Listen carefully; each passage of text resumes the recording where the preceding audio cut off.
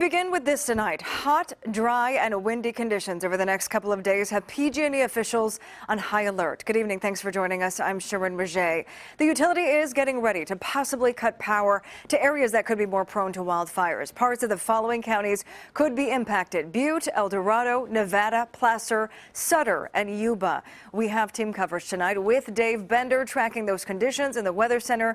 We begin with CBS 13's Ryan Hill live in El Dorado Hills with more on what PG&E says people should be doing to prepare. Ryan? Yeah, that's right, Sharon. You mentioned El Dorado is one of those six counties that could definitely become a whole lot darker if this possible shutdown happens. PG&E is saying that the roughly 69,000 people that could be without power have to prepare if they haven't already done so.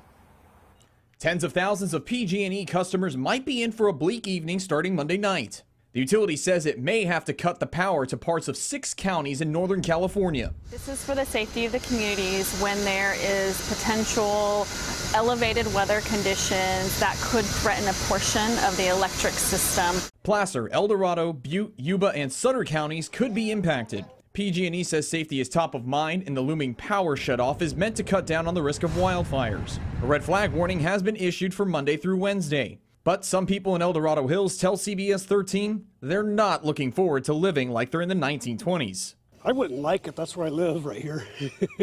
It'd be a little bit of an inconvenience. I mean, for a short time it'd be okay, but for that many hours it'd be kind of a pain. Yeah, I'd definitely be upset if I couldn't do like the common functions of my house. Others say it's a give and take. I don't want power off, although I do want there to be less risk.